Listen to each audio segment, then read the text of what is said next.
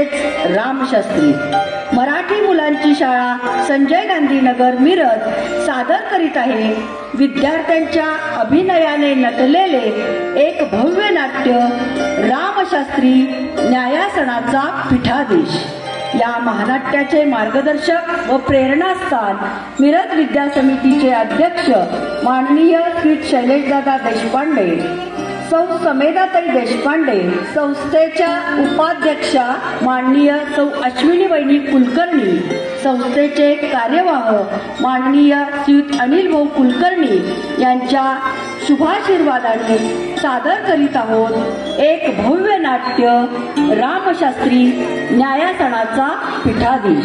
रामशास्त्री न्यायासनाचा पीठाधीश. ओम भद्रं कर्णेभिः शृणुयाम देवाः भद्रं पश्येमाक्षभिर्यजत्राः स्थिरैरङ्गे सुष्ठुवांसस्तनुभिः व्यशेम देवहितं यदायुः.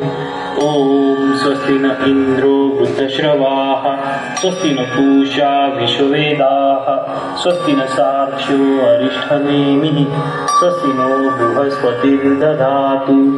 ओम शांति शांति शांति. या श्री चिंतामणीच्या मंदिरातून आलात वाटतं. हो, अभिषेक झाला. वहिनी म्हणाल्या आपल्याला तीर्थ देऊन या. द्या. श्रीमंत यांचं पठण चांगलं आहे. मंत्रोच्चारी अगदी स्पष्ट. ते ठीक आहे, पण आता पूजा अर्चेचं सुख त्यांना फार काळ भोगता यायचं नाही. श्रीमंत आता लवकरच ते पेशवे होतील. तो त्यांचा धर्म त्यांनी ध्यानात घ्यावयास हवा. दादा, तुम्ही नाही तर पेशवे पदाचं काय करायचं? अरे, मरण तर अटळच आहे बाबा. हा सृष्टीचा नियम आहे. आम्ही पेशवे झालो तेव्हा तुमच्यासारखेच लहान वयाचे होतो. या 11 वर्षात अविश्रांतपणे या दौलतीसाठी झगडलो, झिजलो, उदंड यश पाहिलं. ते यश, ते समाधान तुम्ही मिळवा. त्याची चिंता नसावी श्रीमंत. रावसाहेब दप्तरी तर्फेच आहे. आपल्या हाताखाली त्यांनी मोहिमा पाहिल्या आहेत. तेवढं पुरत नाही इच्छाराम. राज्यकर्त्यांच्या ठाई यशापेक्षा पराजय सोसण्याची ताकद लागते. श्रीमंत आपण उठू नये. इच्छारामा, कळ आली रे. श्रीमंत आपण विश्रांती घ्यावी. मी वैद्याला नको, ही नुकती सुरुवात आहे. काल वैद्यांनी त्यांच्या हाती राहिलं नसल्याचं सांगितलं आहे. श्रीमंत, आम्हाला त्याचं काही वाटलं नाही. आम्ही त्यांना एकच प्रार्थना केली, तो क्षण येईल तेव्हा येऊन. अंतकाळी श्री गजाननाचे नाव घ्यायला वाचा मात्र शुद्ध हवी. श्रीमंत, आपण निदान बसावं. नको, उभं राहिलं की कळ सोसवते. आता ही नुकती सुरुवात आहे. ही वेदना अशीच वाढत जाते. श्रीमंत, तडफडण्याखेरीज आमच्या हाती काहीही राहत नाही. त्याचमुळे या वेदनेची भारी भीती वाटते. श्रीमंत, वेदनेची नव्हे, पण नको त्यांच्या समोर आमची असहाय्यता प्रगटते त्याची लाज वाटते. गजानना, इच्छारामा, एक इच्छा व्यक्त केली तर पुरी करशील? आज्ञा श्रीमंत. आम्हाला वचन हवं, शपथ हवी. पण श्रीमंत, पण कसला पण काढलास? अरे निष्ठावंत ना तुम्ही. आमच्या निष्ठेबद्दल शंका नसावी. आज्ञा करावी श्रीमंत.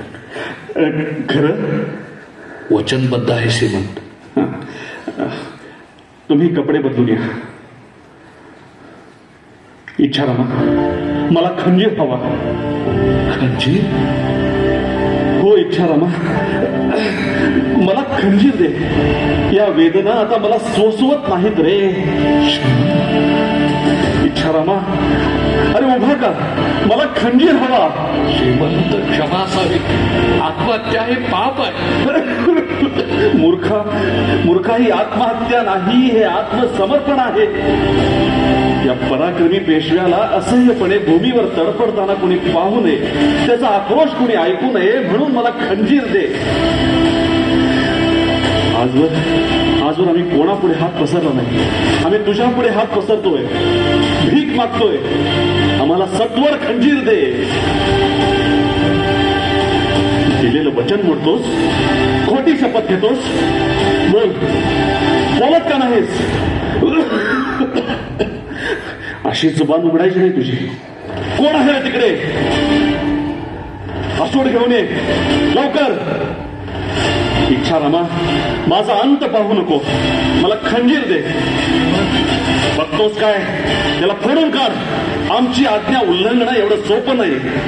उचल असूड.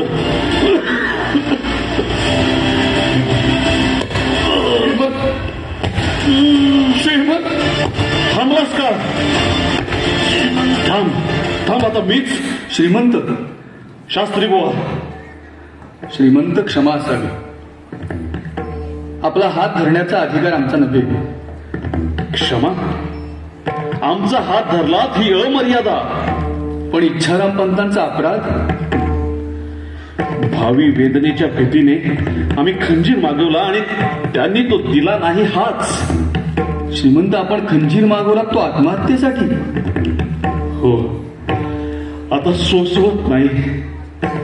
मृत्यूचं भय आम्हाला नाही, पण त्याच्या येण्यातील हा संथपणा, ही दिरंगाई, हे क्लेश नको नको वाटत.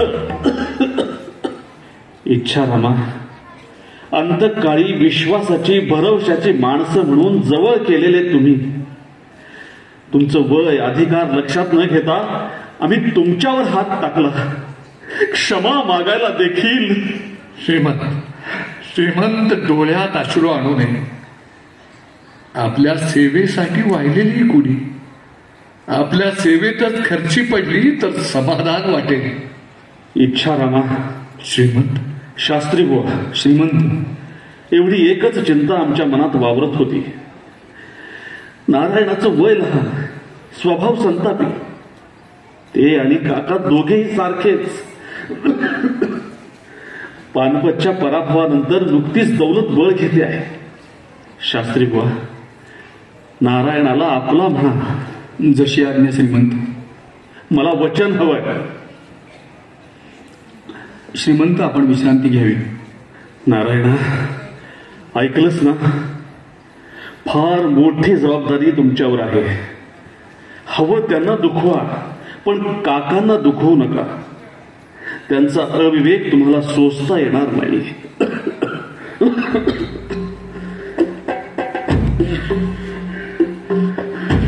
श्रीमंत. नाना, काय झालं? श्रीमंत, आपल्या आज्ञेनुसार दादासाहेबांना नजर कैदेतून मोकळं करताच त्यांनी गैरसमज करून घेतला. 1000 गारदी गोळा करून त्या शिबंदीसह दादासाहेब इकडे यायला निघाले. काय सांगता? हो, त्याची खबर लागताच क्षणाचाही अवधी न घेता मी पुढे आलो. साऱ्या छावणीला सज्ज राहण्याची ताकीद दिली. हरामखोर, ही हिंमत! नाना, छावणीला सावधगिरीचा इशारा देऊ नका. थेऊरच्या परिसरात जे चालून येतील त्यांची सर्रास कत्तल उडवा म्हणावं. नारायणराव, अद्याप तुम्ही पेशवे झालेले नाही. आम्ही आहोत इथं. दादासाहेब, क्षमा असावी. आम्ही कसलाही प्रसंग आला तरी व्यक्तीच्या मोहात पडून दौलतीकडे दुर्लक्ष करू नका. नाना, असेच जा. छावणीला सावध करा. काका गारद्यांचं सुखरूप आत येऊ देत. ते आत येतात चुपचापपणे सारे थेऊर बेडा. मंदिराबाहेर कडक नजर ठेवा. नारायणा, काका येत आहेत, त्यांच्या स्वागताला जा. पाहिलं, अंतकाळी कटुता न राहावी म्हणून काकांना नजर कैदेतून मोकळं केलं. त्या उपकाराची फेड ते अशी करत आहेत. श्रीमंत, आपण गाफील राहू नये. सावध असावे. सावध? कुणापासून? स्वतःच्या काकांपासून? शत्रूचा अभय आणि स्वकीयांची भीती यासारखी लज्जेची गोष्ट ती कोणती?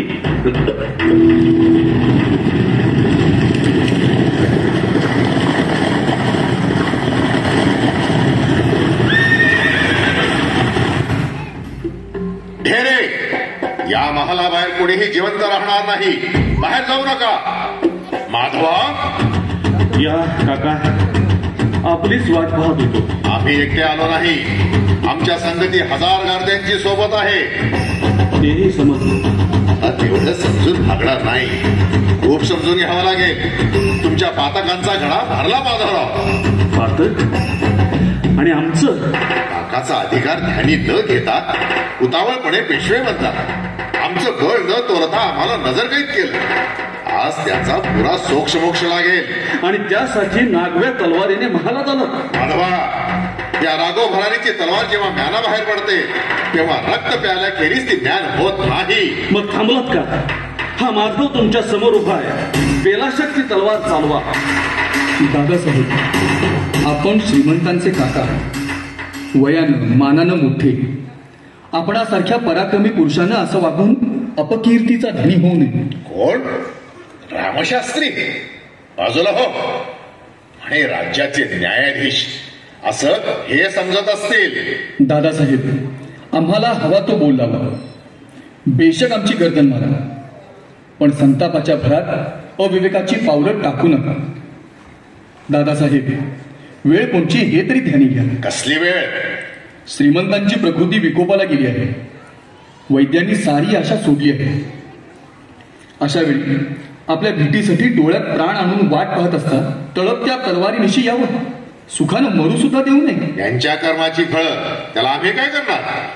शास्त्री बुवा, त्यांची वाट सोडा. काका, उचला ती तलवार. तुमच्या हातून मृत्यू आला तर समाधानच आहे. कुठे सापडले हे? देवळाच्या मागून पळून जात होते. खबरदार, खोटं बोलला तर. पळून जाता येऊ नये म्हणून देवळाच्या मागून? नारायणराव, बोलू नका. काय झालं? काय चाललंय? दादासाहेब, मुकाट्यानं तलवार म्यान करा. त्यात आपलं हित आहे. आमचं हित? खेळ संपलाय दादासाहेब. नुसत्या तलवारी गाजवून पेशवे होत नसतात. पेशवे होणाऱ्याच्या ठाई मुत्सद्देगिरी, द्रष्टेपणा असावं लागतं. आता या क्षणी 30,000ची छावणी ठेवून भोवती विखुरली आहे. या ठिकाणी काहीही अनुचित प्रकार घडला तर आपल्या सकट आपल्या सर्व अनुयायांची कत्तल करण्याची आज्ञा श्रीमंतांनी आधीच दिलेली आहे. हे खरं? ते तुम्ही पारखून घ्यावं. त्यांना सोडा. भावी पेशव्यांवर पडणारे हात कलम केले जातात.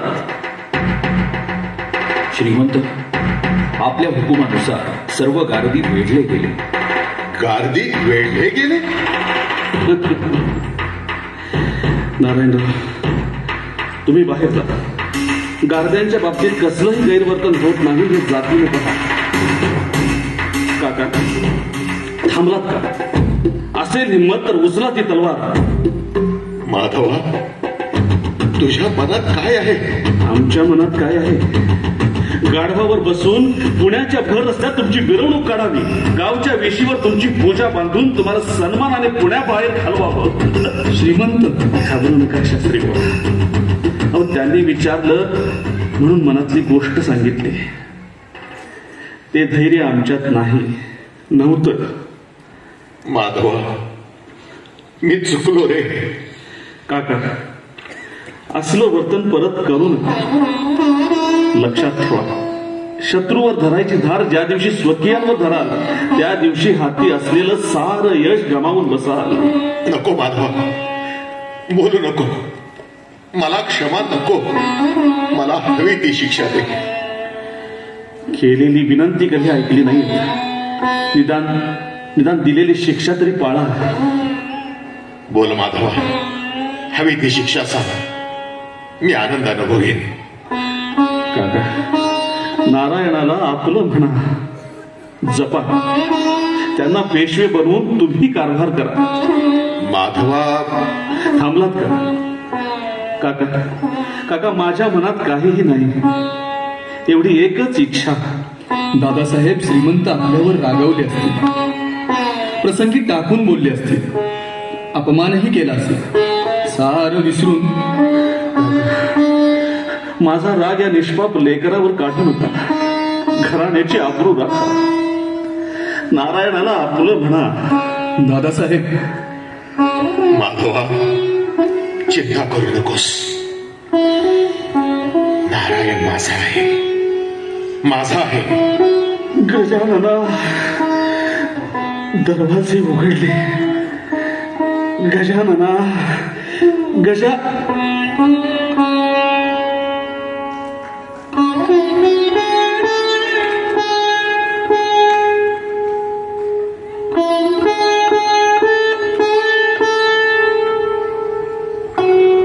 बोललो. खुद्द पेशवे राहतात त्या पुण्यात आज कोणाच्या अब्रूला अर्थ राहिलेला नाही. काय सांगता शास्त्री बुवा? दर बुधवारी या पुण्यात गुलामांचा व्यापार चालतो. आम्ही ऐकलंय. नुसतं ऐकून चालणार नाही श्रीमंत. एकदा तो बाजार उघड्या डोळ्यांनी पहा. माणसानं माणसाला विकावं या इतकी घृणास्पद गोष्ट नाही. पण हे असंच चालतं. क्षमा श्रीमंत, आपण पेशवे म्हणून जन्माला आला आहात म्हणून हा रिवाज बोलला. दास म्हणून उभा राहण्याची वेळ आली असती तर हे शब्द एवढ्या सहजपणे उच्चारले गेले नसते. शास्त्री बुवा, हे कोणापुढे बोलतात? नारायणराव, तुम्ही पेशवे. सत्ता कोणाची, तुमची की? सत्ता कोणाची हे सांगावं लागत असेल तर त्याचा उच्चार न केलेलाच बरा. पण एवढं विकोपाला जायला काय झालं काका? काय झालं? काय व्हायचं राहिलंय ते विचारा. आम्ही राजरोसपणे बटीक खरीदली होती. तिला तुमच्या रामशास्त्रांनी पळवून नेऊन घरात आश्रय दिला. दादासाहेब, श्रीमंतांना आपण सर्व प्रसंग सांगावा हेच उचित. भीतो काय सांगायला? आम्ही खरीदलेली बटीक वाड्याकडे आणत असता तिने रामशास्त्र्यांच्या घरात शिरकाव केला. आमच्या माणसांनी ती बटीक आमची आहे म्हणून सांगितलं, पण ते ऐकूनही रामशास्त्र्यांनी आमच्या माणसांना घराचे दरवाजे बंद करून घेतले. शास्त्री बुवा, हे खरं? खरं आहे श्रीमंत. ती भीतीग्रस्त बटीक आमच्या घरी आश्रयाला आली. तिला आश्रय देणं आमचं कर्तव्य होतं. मी होतो ना बरोबर. मी रामशास्त्र्यांची बटकीला सोडण्याबाबत मिन्नत केली. जेव्हा ते ऐकेन असे झाले तेव्हाच बळजबरीनं घरात प्रवेश करून बटकीला फरफटत बाहेर काढावी लागली. चिंतो विठ्ठल, भर रस्त्यात तो तमाशा करताना तुम्हाला काही वाटलं नाही. पण पेशवे दरबारचा न्यायाधीश असूनही एका असहाय्य बटकीला मी आश्रय दिला नाही याची मला अतोनात खंत वाटते. सरकार, मी सांगितलं होतं शास्त्री बुवा, तुम्ही यात पडू नका. लई दूरवर ही खबर जाईल. तसं शास्त्री बुवांनी डोईला पगडी चढवली आणि घराबाहेर पडले. श्रीमंत, त्याचसाठी मी आपल्याकडे आलो होतो. भले, अस्वलाच्या आधी दरवेशाची आरोळी. नारायणा, स्पष्ट सांगतो, पायीची वाहन पायीच ठेवावी. त्याची सत्यता बघायची आहे. घेऊन या त्या बटकीला.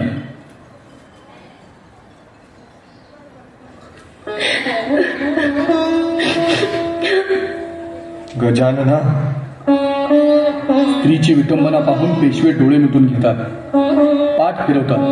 हे आमचं भाग्य आहे. बोला दादासाहेब, उघड्या रस्त्यात स्त्रीची विटंबना व्हावी हे शोभतं का? गल्लत होते शास्त्री बुवा. ही माणसानं माणसाची केलेली विटंबना नाही. खरीदलेल्या बटकीला हवं तसं वागवण्याचा मालकांना पूर्ण अधिकार आहे. चिंतो विठ्ठल, द्रौपदी वस्त्रहरणाच्या प्रसंगी एका स्त्रीची भर दरबारी विटंबना झाली आणि त्या पापास्तव महाभारत घडलं. शास्त्री बुवा, तुम्ही म्हणता त्यावर जरूर विचार व्हायला हवा. श्रीमंत, समाज विचारानं बदलत नसतो, तो बदलतो आचरणानं. आचरण ते तुम्हीच पाळत नाही. रावसाहेब, तुम्हाला माहित नसेल, नुसता बटकीच्या बाजाराचा हा मामला नाही. रामशास्त्री धर्म सुद्धा बदलू पाहत आहे. धर्म? हो, हे आता विधवा पुनर्विवाहास मान्यता देऊ लागले. या परता भ्रष्टाचार नाही. शास्त्री बुवा, आम्ही हे काय ऐकतोय? ते सत्य आहे. धर्मसभेत एका स्त्रीनं आम्हाला विचारलं, पुरुषांनी हवे तेवढे विवाह करावे, रखेल्या ठेवाव्या, हे सर्व धर्म मान्य. मग स्त्रीच्याच भारी पती जाताच केश वपन करून विद्रूप होऊन जगण्याचे काय यावे? आपण काय सांगितलं? मी सांगितलं की पुरुषांनी धर्मशास्त्र लिहिल्यामुळेच हा दोष राहिला. स्त्रीने लिहिले असते तर हा दोष राहिला नसता. शास्त्री बुवा, तुम्ही असं सांगितलं? श्रीमंत, आपला धर्म विशाल आहे, पण आपण जेवढा सोयीस्कर तेवढाच उचलला. पतिनिधन झाल्यानंतर कोवळ्या अशराफ मुलीनं केश वपन करून उभं आयुष्य कंठावं हा धर्म नव्हे. पुनर्विवाह हा शास्त्राधार आहे. हा पेशव्यांच्या राजसभेचा उपमार्ग आहे. यापेक्षा राजसभेची विटंबना ती कोणती? धिक्कार असो उघड्या डोळ्यांनी पाहणाऱ्या रिया राज्यकर्त्यांचा. हा आमचा अपमान आहे. रामशास्त्री निस्पृह असतील, न्यायाधीश असतील म्हणून त्यांनी न्यायसीमा उल्लंघन बरं नव्हे. हो, पण तो अधिकार आमचा नव्हे, पेशव्यांनाच तो अधिकार आहे. असेल त्या कायद्याचा अंमल करणं एवढंच आमच्या हाती. काय आम्हाला तेच म्हणायचं होतं. शास्त्री बुवा, स्तब्ध का? बोला. कटू असलं तरी चिंतो विठ्ठलांनी सत्य सांगितलं आहे. चिंतपंत, पाहता काय? या दासीची आमच्या महाली रवानगी करा. ए बटकी, मुकाट्याला चाल, नाहीतर केसाला धरून फळफडत न्यावं लागेल. चाल. खबरदार, कुणी पाऊल पुढे टाकील तर. पण वैदी साहेब, दादासाहेबांनी हिला खरीदली आहे. दादासाहेबांच्या मर्जीवरच तिला यापुढे जगावं लागेल. शास्त्री बुवांना मर्यादा सांगितली तेवढं खूप झालं. आम्ही पेशव्यांच्या पत्नी आहोत. आमच्या खांद्यावरची शाल तिला पांघरली त्याच वेळी आमचं अभय तिला मिळालेलं आहे. हा आमच्या प्रतिष्ठेचा प्रश्न आहे. आम्हीही तेच समजतो. नारायणा, आम्ही हे सहन करणार नाही. काका, कायद्याच्या बळावर ही प्रतिष्ठा बोलून दाखवताना प्रचलित कायद्यात प्रजा सुखी होत नसेल तर त्यासाठी आम्ही आनंदाने कायदा बनवतो. कायदाच हवा. शास्त्री बुवा, हा घ्या आमच्या मुद्रेचा हुकूम. यापुढे आमच्या भूमीत गुलामांचा व्यापार होणार नाही अशी आमची आज्ञा लिहा. कोण्या कागदावर पेशवे राजमुद्रा करू लागले. हद्द झाली. असला पोरखेळ पाहायला आम्हाला उसंत नाही. चिंतवंत, चला. इथं क्षणभरही थांबण्याची आमची इच्छा नाही. रघुनाथराव बल्लाळ, खबरदार. एक पाऊल पुढे टाकाल तर आम्ही म्हणजे दादासाहेब नव्हे. पेशव्यांचा असा उपमर्द करू धजाल तर नातं ध्यानी न घेता जागच्या जागी गर्दन मारली जाईल. क्षमा श्रीमंत, आम्ही येतो. मुली, तुझं नाव?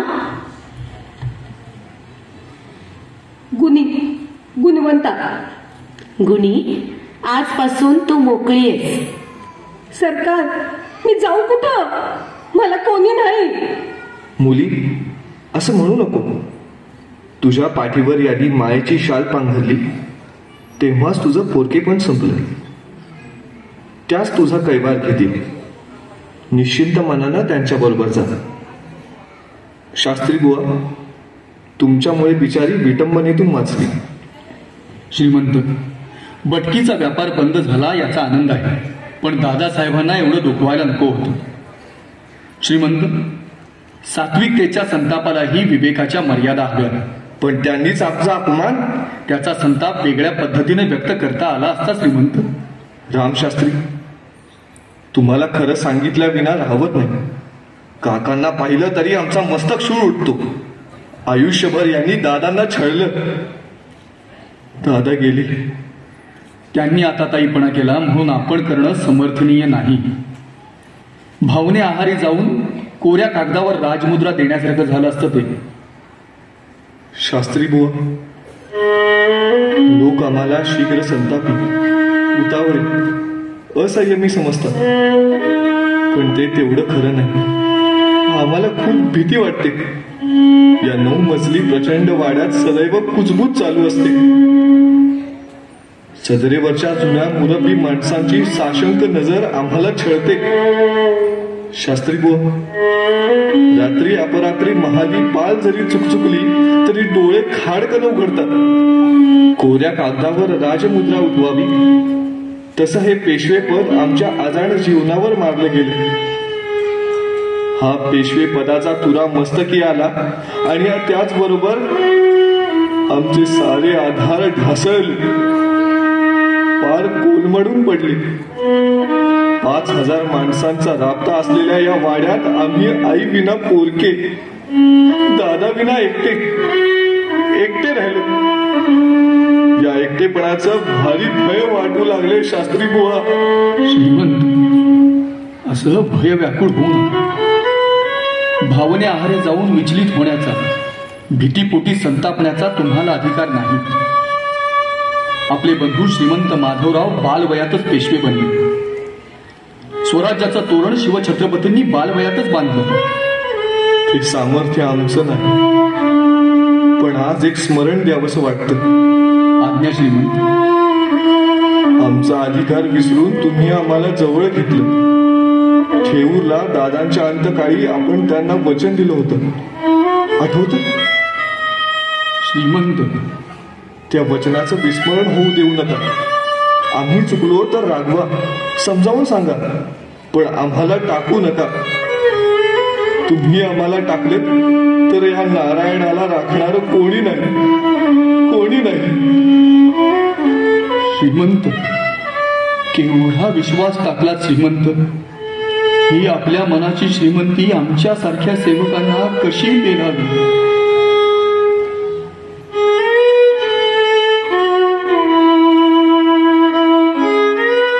ऐकणार. दोष नारायणाचा नाही, आपला आहे. आमचा? हो, माधवाच्या अंतकाळी गादी घेऊन थेऊरला गेला तेव्हाच ती संधी आली होती. इतकं सोपं नव्हतं ते. जरा शांतपणे घ्या. काय म्हटलात? काही नाही.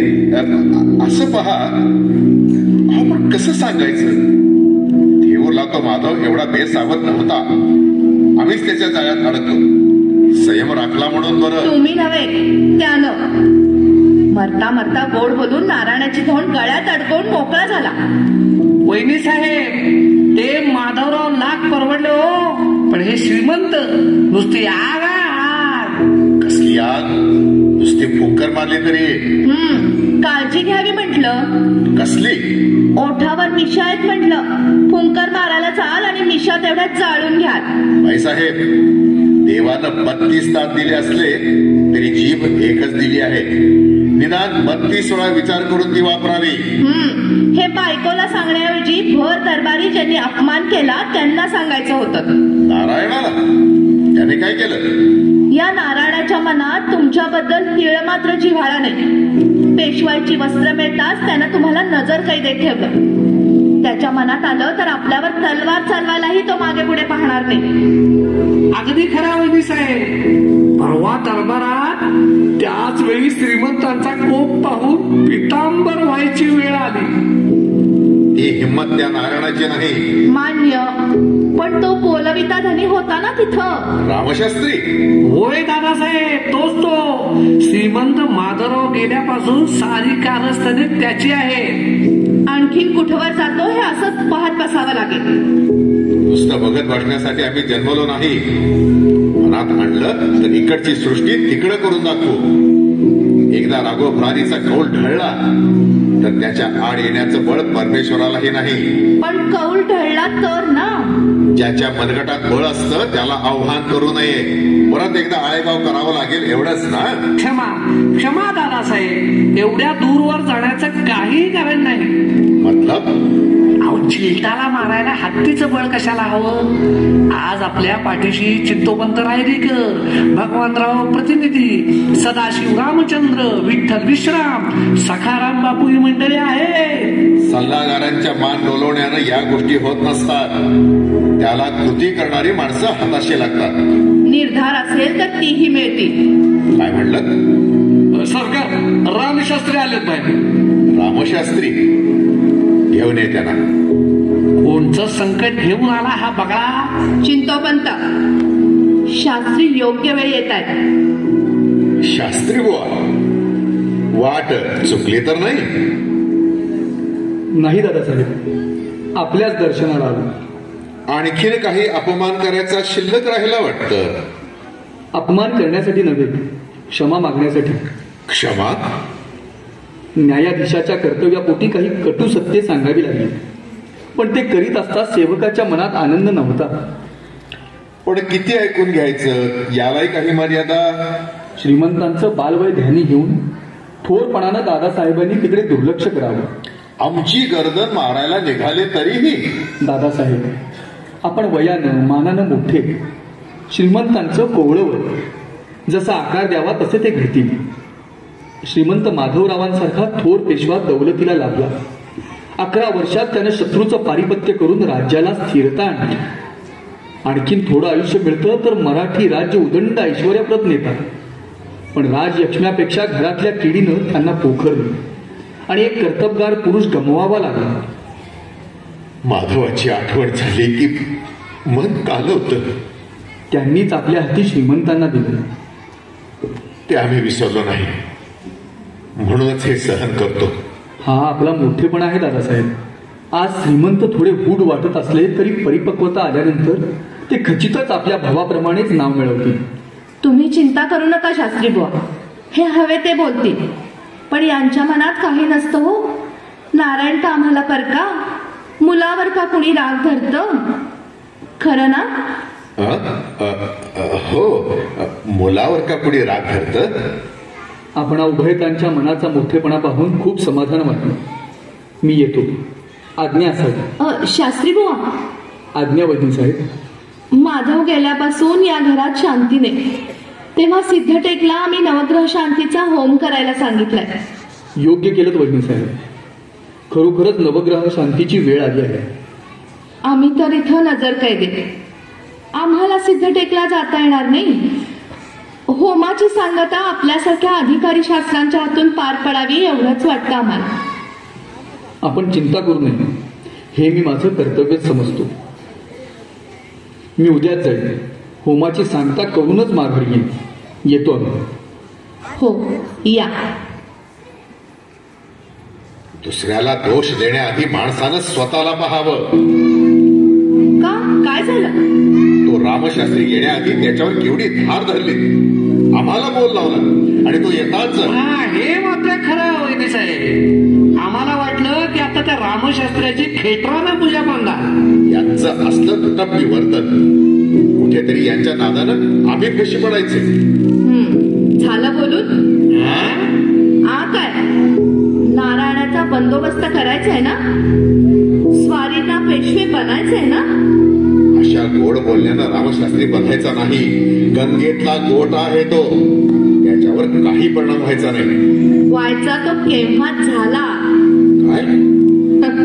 एका बाजारी पटकीसाठी आकाश पाताळ एक करणारा हा रामशास्त्री अशा वेळी पुण्यात ठेवून कसा चालेल. आपले संकल्प सिद्धीला जायचे असले तर या शाळीग्रामाची रवानगी सिद्धटेकलाच व्हायला हवी. समजलं? हे आमच्या ध्यानी आलंच नाही. पण तो दुसरा काट आहे ना, त्या नानालाही त्याची काळजी नको. सत्ता फिरली की तोही फिरेल. आता स्वारींनी हुकूम द्यावा, नारायणाला पकडण्याचा वा मारण्याचा. मारण्याचा नाही, असलं काही आम्ही होऊ देणार नाही. हो तर त्याला पकडा. पण समजलं. गाद्यांचे समाजदार सुमेर सिंग, खडक सिंग आणि मोहम्मद हसब यांनी ही जबाबदारी उचलली आहे. त्यासाठी 5 लाख मी मान्य केले आहे. अहो, पण त्या गारद्यांचा भरवसा तुळोजी पवारला घेतलाय. पण मी म्हणतो, एवढी घाई का? जरा विचार करू. आलात मूळ पदावर. सत्ता, पैसा आणि कीर्ती त्या क्षणांचे सोबती असतात. ते क्षण योग्य त्यावेळी पकडले तरच ते साध्य होतात. अहो, पण थोडा विचार तरी. विचार. नानासाहेब गेले, पेशवेपद पायाशी चालून आलं होतं. पण विचार केला आणि माधव पेशवा बनला. आळेगावला माधवला कैद केलं, पण निर्णय घेता आला नाही, म्हणून नजर कैदेत पडावं लागलं. माधव गेला आणि याच विचारापायी दादासाहेब, वहिनी साहेब म्हणतात ते सत्य आहे. श्रीमंतांची पायघडी बसायच्या आत आत्ताच ती उखडली गेली पाहिजे. एकदा का स्थिर स्थावर झालं की या श्रीमंतांच्या आज्ञेनं हे गार्दी आपल्याला चौकी पहारे बसवायला मागं पुढं पाहणार नाही. राजकारणातल्या निर्णयाला उसंत नसते श्रीमंत. श्रीमंत दादासाहेब, त्या पदाची योग्यता आपलीच आहे. आपण फक्त हुकूम द्यावा आणि सरळ मसनदीवर बसावं. हुकूम देता ना? हो हो देतो. आम्हाला काही समजत नाही. माधवाच्या अंतकाळी श्री गजाननाला साक्ष ठेवून आम्ही नारायणाला जपू म्हणून वचन दिलं. त्याच नारायणाला पकडण्याचा दुर्दैवी प्रसंग आमच्यावर यावा. माधव काय म्हणत असेल? माधव मला काय म्हणेल? माधव मेला तरी उलटत नाही. वैनी साहेब, माधव उलटला तरी वधमाच होतो. मावध काय म्हणला? म्हणजे हाती बळ असेल तर धचा मा सुद्धा करता येईल. वैनी साहेब, मरा मरा करीतच वाल्मिकीला राम सुचला, तसंच या माधवाचा आहे. माधव ध नंतर धच्या आधी मा येतो. तिकडे लक्ष द्या. धचा मा, धरावा, मारावा, धचा मा. संधी एकदाच येते वैदी साहेब, धरून काही पदरी पडणार नाही. माधवरावांना असंच धरलं होतं ना, काय उपयोग झाला? धरावे, मारावे, नाही धरावे. वैदी साहेब, ही वेळ साधली नाही तर काळ तुमच्या करता थांबणार नाही. अशी संधी परत येणार नाही. निर्णय आणि परिणाम दोन्ही आपल्याच हाती आहेत. पुरे चिंतोपंत, स्वारींनी पेशवे बनावं एवढीच महत्वाकांक्षा आहे. ती पुरी करण्यासाठी हवं तर का नाही. सौभाग्यासाठी तुळशी पुढं नित्य सडा रांगोळी घालणाऱ्या हातानं प्रसंगी पतिकीर्तीसाठी रक्ताचा सडा घालण्याचंही सामर्थ्य ठेवावं लागतं. चिंतोपंत, त्यांना बोलवा. अरे तुळोजी, आता सगळे. तुळोजी, हा हुकूम. चिंतोपंत, वाचून दाखवा त्यांना. तशी आज्ञा. राजेश्री सुबेर सिंग, खडक सिंग, मोहम्मद हसफ गार्दी जमादार, निस्बत खासा हुजुरास यासीन, आपण प्रत्यक्ष कबूल केल्याप्रमाणे रावास मारावे. हुकुमावर हुकूम बजावल्यासी आपणास 5 लाख रुपये रोख देण्याचा करार केला असेल. निशाणी रघुनाथराव बाजीराव भट्ट पेशवे. सुमेर सिंग, काय झालं? बाईसाहेब, माफ करा. रुजवात झाली होती ती धरण्याची, मारण्याची नव्हे. स्वारींनी विचार बदलला. सुमेर सिंग, तुमची नेकदार समशेर बेदिल केव्हापासून झाली? हम हुक्म के बंदे हैं बाई साहेब, मगर हर हुक्म का बोल अलग होता है. याचा अर्थ 5 लाख धरण्यासाठी ठरले होते हुजूर. आणि मारण्यासाठी? जे मनात असेल ते सांगून टाका सुमेर सिंग. नगर, पुरंदर आणि साष्टी. नगर, पुरंदर आणि साष्टी हे मातब्बर किल्ले? जी. अहो पण दिले. तसा हुक्म हवा. सुमेर सिंग, या क्षणी आमचा शब्द हेच वचन. स्वारी पेशवे बनले की आपल्याला किल्ले दिले जातील. मंजूर. हमारा भरोसा है आपकी मुराद पूरी होगी.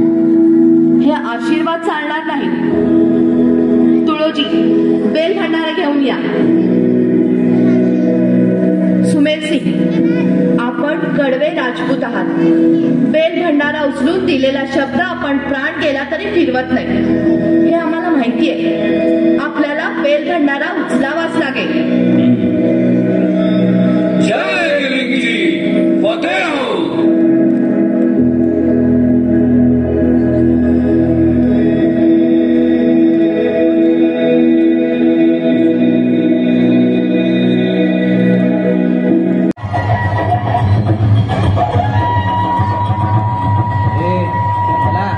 चला पुढं चला.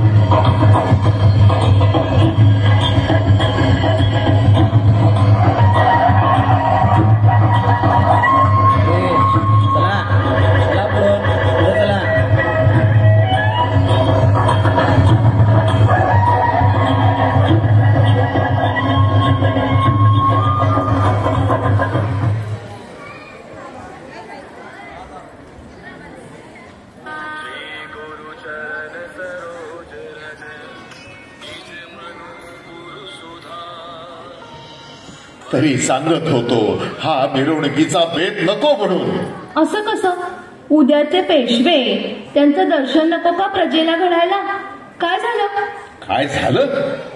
शिमग्यातली मिरवणूक सुद्धा यापेक्षा बरी असते. क्षमा असावी दादासाहेब, पण अशी मिरवणूक आजवर झालेली नाही. हत्ती, घोडे, उंट, अहो यांनी मिरवणूक भरगच्च बनली होती. हजारो लोक दुतर्फा गर्दी करून होते.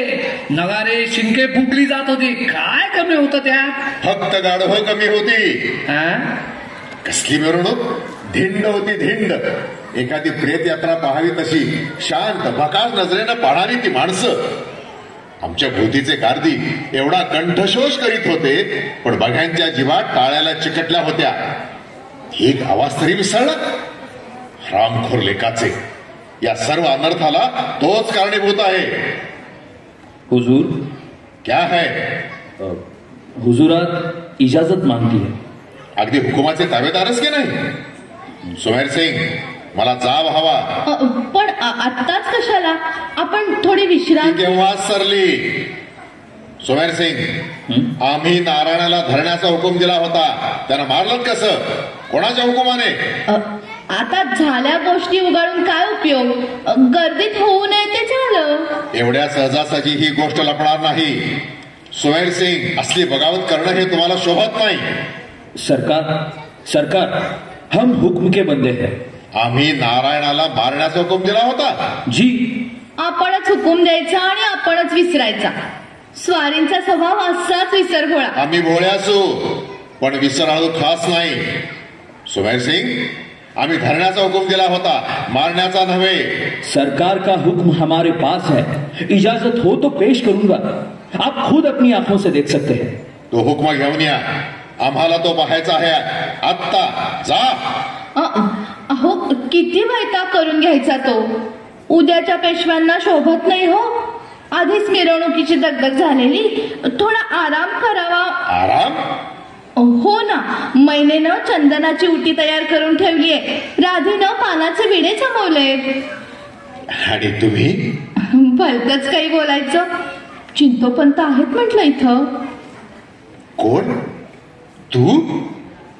ही बटिक्या महाली कशी? पहाऱ्यावर गार्दी नाहीत. तुला आत कोणी सोडलं? सुमेर सिंग साहेबांनी जी. पण का आलीस? बाई साहेबांनी हे पाठवलं या. काय आहे?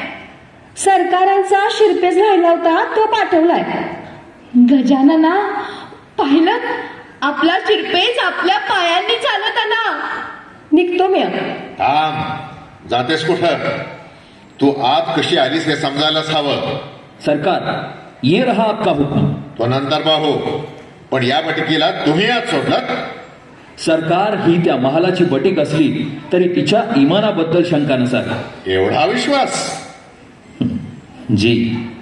ही बात आहे. सुमेर सिंग. सरकार. गुणी, उठ. स्वारी पेशवे बनले की आम्ही जरूर यात लक्ष घालू, पण तोवर त्या महालाची खडानखडा माहिती आम्हाला मिळायला हवी. त्या महाली रडण्याखेरीज राहिलंय काय? बिचारी. तू जा. जी. पाहिलत ना, वेळ फिरली की माणसं कशी फिरतात ते. आम्हाला तेच पाहायचं आहे. आमचा हुकूम कसा फिरला तो. हा दगा आहे. आम्ही धरावा असं लिहिलं असता नंतर कुणीतरी मारावं केला आहे. ही दगलबाजी, ही हिंमत, याचा पुरता छडा लावल्याखेरीज आम्ही गप्प राहणार नाही. स्वारींच्या हुकुमात मी बदल केला. तुम्ही? बाईसाहेब. पण का? कशासाठी? तुम्ही मानानं जगावं म्हणून, पेशवे बनावं म्हणून. काय केलं हे? कसल्या पापाचं धनी मला करून ठेवलं? पाप? आपल्या राज्याचा अधिकार डावलला ते पाप नव्हतं? अहो, पण कसला अघोरी मार्ग शोधला था? अशी कच खाऊन पेशवे होत नसतात. सत्तेच्या पायघड्या रक्तानेच रंगत असतात. हे स्वारींनी विसरू नये. सुमेर सिंग, तुम्ही जा. या महालावर कडक नजर ठेवा. सरकार, हुक्म. वचन जरूर पुरं केलं जाईल. स्वारी पेशवे झाल्यावर. कसलं वचन? 5 लाख दिलेत ना? ते पकडण्याचे ठरले होते आणि त्याबद्दल त्यांनी नगर, पुरंदर आणि साष्टी किल्ले मागितलेत. साष्टी, पुरंदर आणि नगर म्हणजे दौलतीची नाकी. दौलतच पदरात टाकल्यासारखी होईल. स्वारींनी त्याची चिंता करू नये. ध चा मा करणाऱ्यांना हो चा ना करायला कितीसा वेळ लागेल. जे पेशव्यांवर वार करतात त्यांना किल्ले दिले जात नसतात, त्यांना हत्तीच्या पायी दिलं जातं. तेवढंच त्यांच्या नशिबी असतं.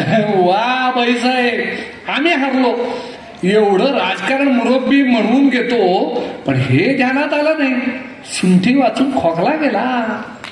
आता कसलाही विचार न करता स्वारींनी मसनदीवर बसावं. ते पाहिल्याखेरीज आमच्या मनाला शांती लाभणार नाही हो. पण लोक काय म्हणतील? नारायणाचे दिवस ते केव्हाच घातले. मेंढरांना मेंढपाळाची गरज असते. ज्याच्या हाती काठी त्याच्या पुढे आपसूक कळप चालतो. 4 इमानी कुत्री आणि सत्तेची काठी एवढंच लागतं. आणि म्हणूनच सांगावं असं वाटतं, झालं गेलं विसरून दौलतीकडे प्रथम लक्ष द्यावं. आपल्या खेरीज प्रजेला त्राता नाही. शक्यतो लवकर पेशवे म्हणून राज्याची धुरा आपण हाती घ्यावी. चिंतोपंत, तुमच्यासारखी माणसं पाठीशी असता कसली चिंता. ऐकलत का? आम्ही चिंतोपंतांना एक वचन दिलंय. कसलं? स्वारी पेशवे बनल्यावर चिटणीशी देतो त्यांना म्हणून. हे पहा, हे मात्र आमच्यानं पुढे नाही. दादासाहेब, हे अवघड वाटत असेल तर पुणे वतनाची कुलकर्णी मिळाली किंवा शनिवारवाड्याची कोतवाली मिळाली तरी चालेल. असंभव. हो, असे पाहता काय? चिंतो विठ्ठल रायरीकर, आम्ही पेशवे बनताच तुम्हाला कारभारी करणार आहोत. श्रीमंत. आणि सखाराम बापू? नारायणरावाचा वध झाल्यापासून त्यांचा तोर सुटला आहे. त्यांनीच कारभारी पद नको म्हणून सांगितलं आहे.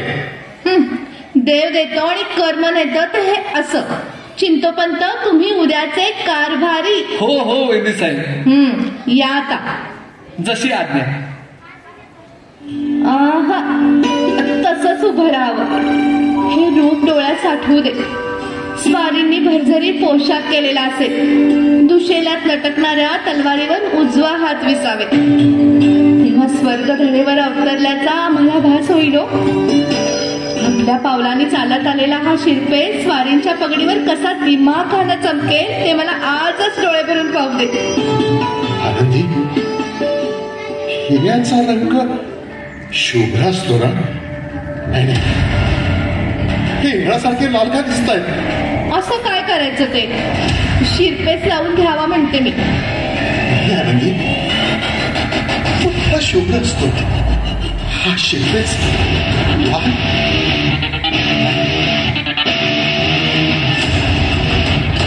काय केलं हे काका? ज्या पोराला मायेनं शंखाखाली खेळतं त्याला मारेकऱ्यांच्या धारेखाली टाकलं. कसले हे लागू म्हणाली? नादा मारेकरी. हो, मारेकरी, हेच मारेकरी. काका मला वाचवा. मला मारू नका. कुठल्याही किल्ल्यावर ठेवा, कुठेही ठेवा. भाकरी घाला, मला टाकू नका. तुम्ही टाकलं तर कोण वाचवणार मला? नाही नाही नाही.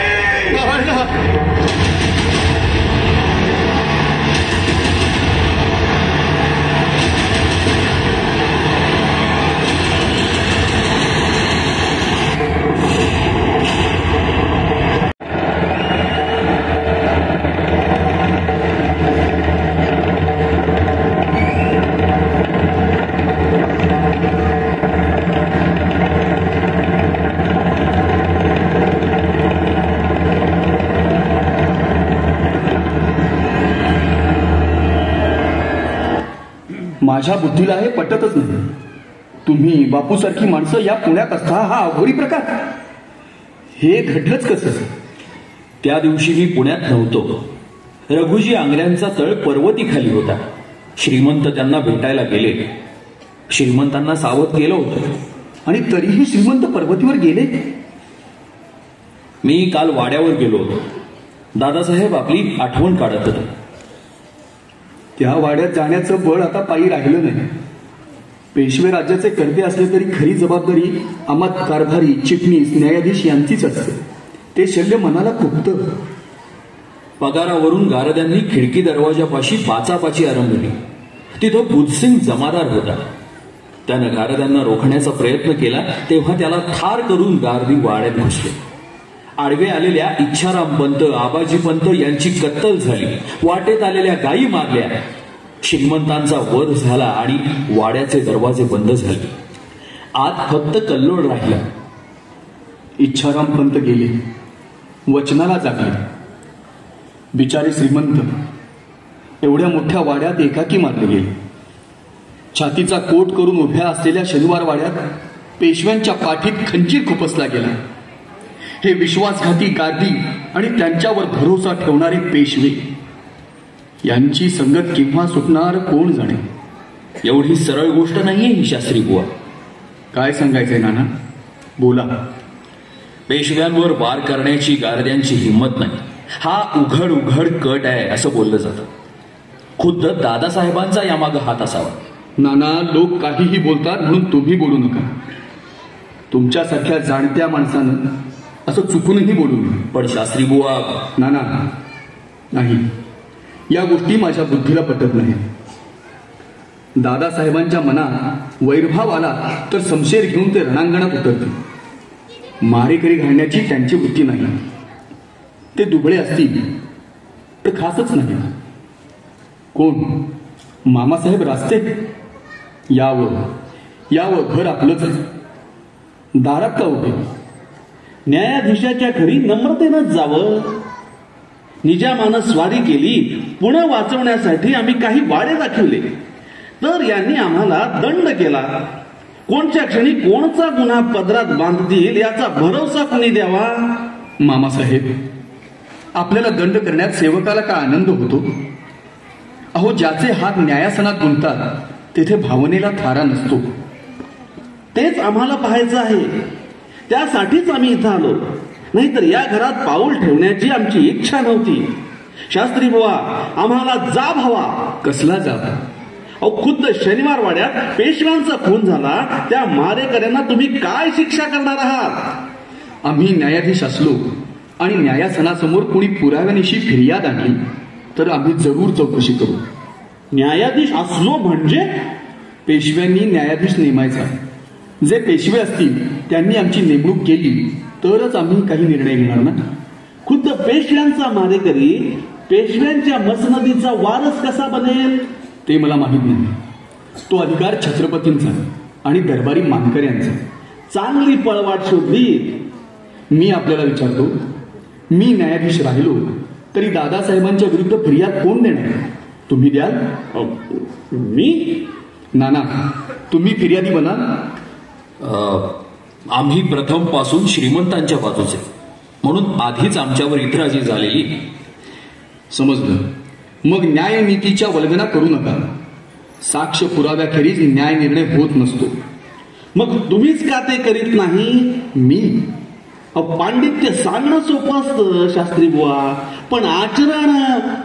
कुणाला बोलताय? या रामशास्त्र्याला? हो शास्त्री बुवा, हो. अहो, निदान त्या गळ्यात असलेल्या कंठ्याची तरी लाज बाळगा.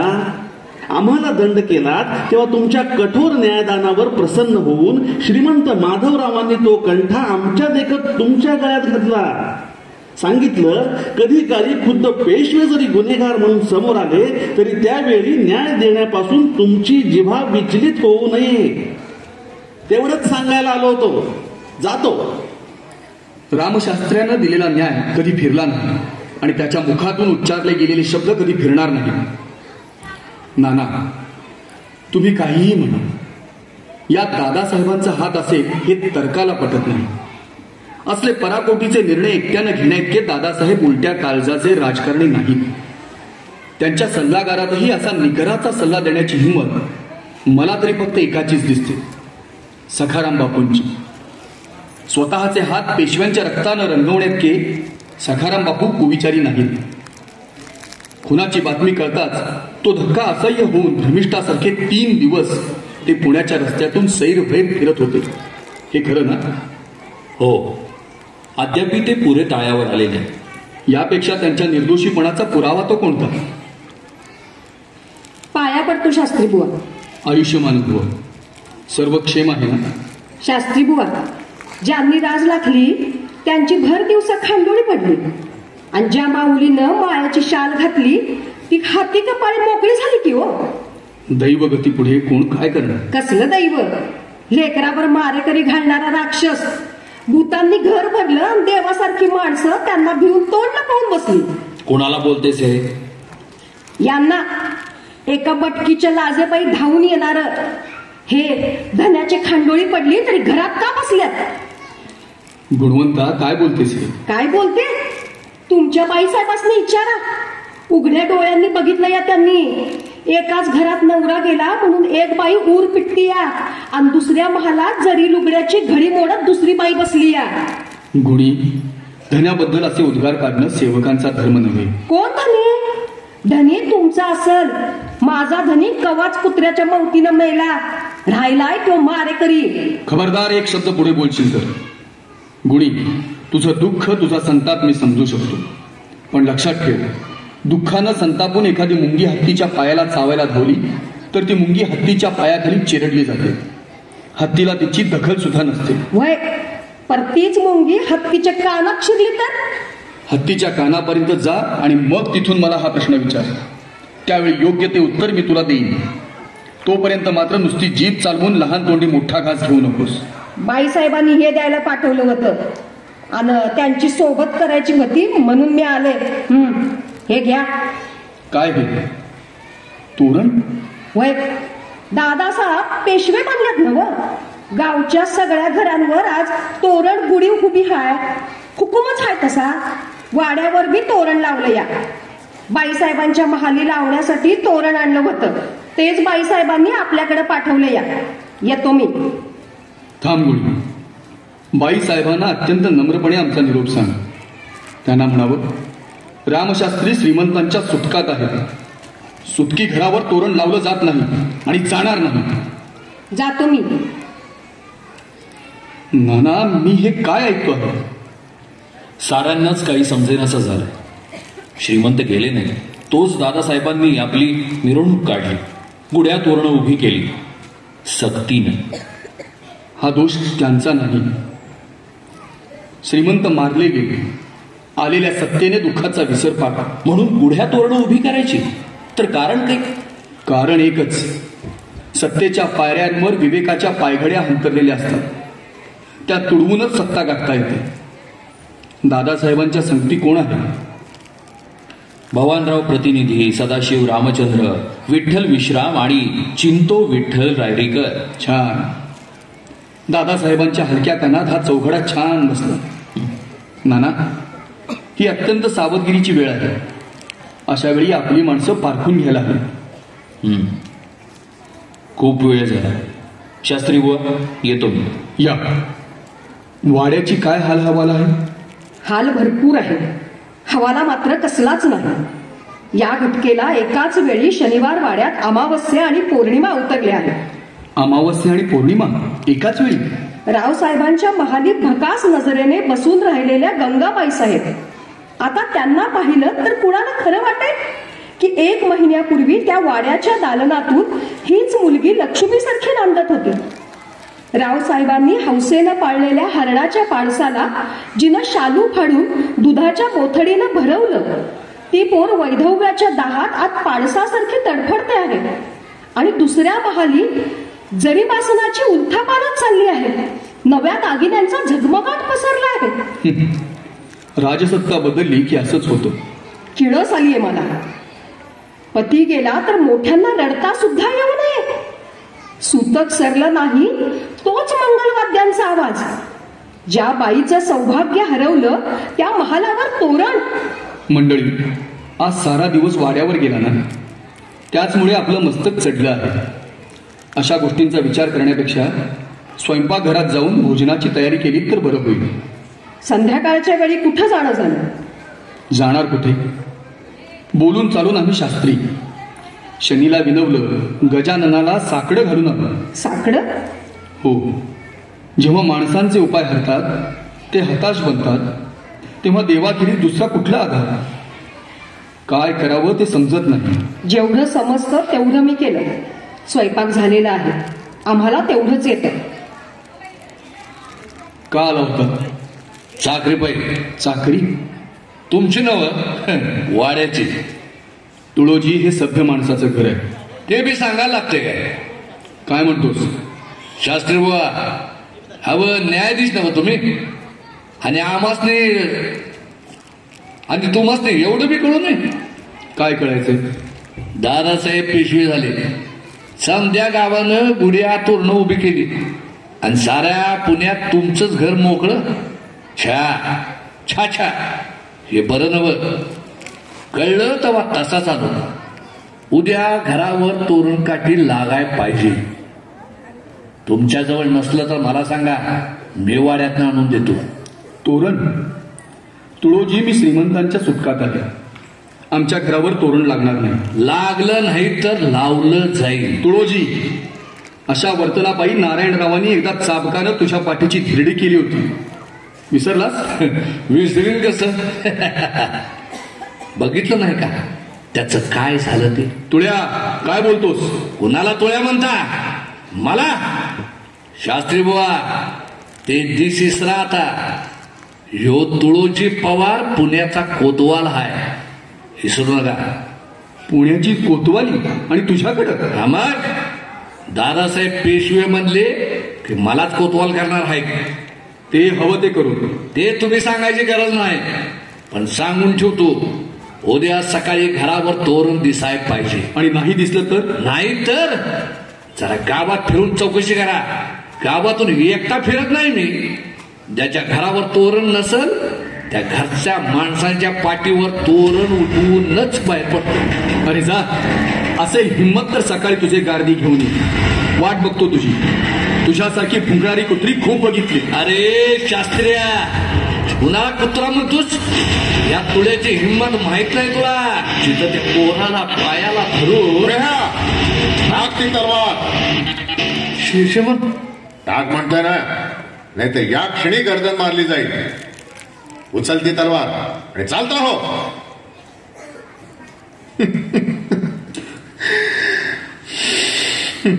दादासाहेब, अहो काय हे? आवरावर. हे असं चाललंय शास्त्री बुवा. श्रीमंत नारायणराव गेल्यापासून डोळ्यातला अश्रूंना खळ नाही. दादासाहेब, आपणच असा धीर सोडला तर दौलतीची काय अवस्था होईल? धीर कशाच्या आधारावर धरायचा? या तुळ्यासारखी बेभरोशाची माणसं कसा उन्मत्त झालाय पाहताना. यांच्यामुळं तोंड दाखवायला जागा राहिली नाही. चालायचं, त्यांचं मी मनावर घेत नाही. राज्यकर्त्यांना सुष्ट आणि दुष्ट दोघेही पदरी बाळगावे लागतात. आज्ञा झाली असती तर वाड्यावर आलो असतो. आज्ञा कोणच्या तोंडाला देणार? डोळ्यात देखत लेकरू मारलं गेलं. डोळ्यात देखत? हो ना. गारद्यांची गर्दी उसळली, मी एकटा पडलो. पाहण्याखेरीज मी काय करणार? पण ते गारदी? हळू बोला शास्त्री बुवा, दाराबाहेर गारदी आहे. मग त्यांची कसली भीती? ते ऐकतील. शास्त्री बुवा, त्यांनी नारायणाला मारलं, मला पेशवा बनवलं, मिरवणूक काढली. आज हा राघव भरारी त्यांच्या पहाऱ्यात आहे. कुणाला सांगायचं? खरं सुद्धा वाटणार नाही. दादासाहेब, 1500 गार्द्यांची भीती ती कसली? आपण लष्कराला आज्ञा केली तर एका क्षणात या गार्द्यांची. नको, 1500 खरे, पण त्यांनी या क्षणी तरी आम्हाला वेढलेलं आहे.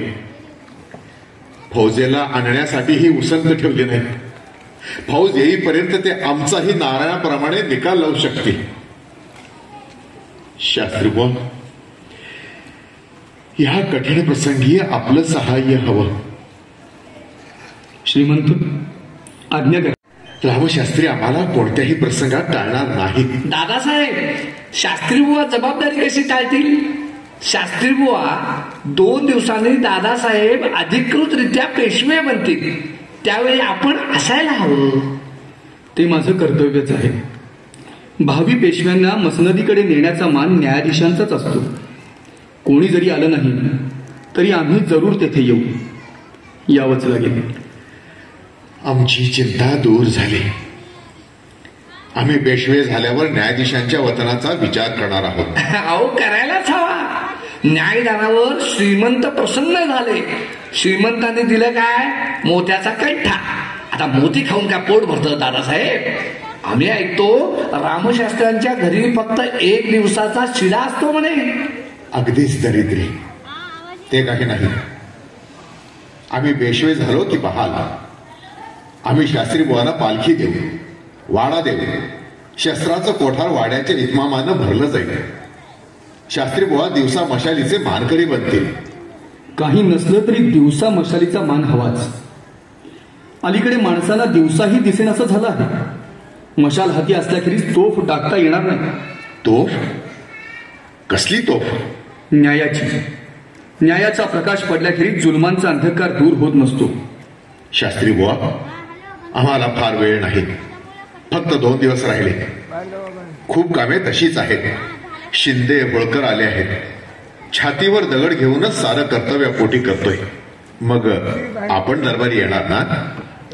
यायलाच हवं. मी आल्याखेरीज दरबार भरणार नाही. ते माझं कर्तव्यच आहे. आम्ही येतो.